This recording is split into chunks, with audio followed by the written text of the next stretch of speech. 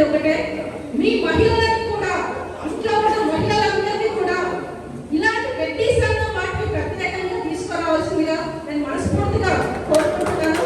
ఎందుకంటే రేపు రాబోయే రోజుల్లో మహిళల పాత్ర కీలకంగా ఉంటుందనేది మీరు గుర్తించాలి.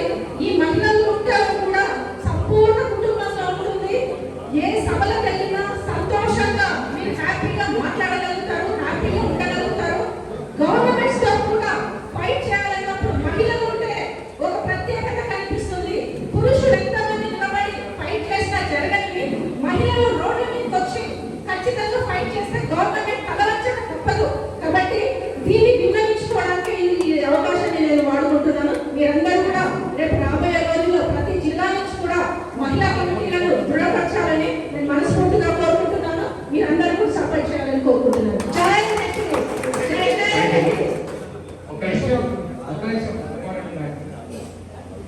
ఏ వెహికల్ అయినా అన్నయ్య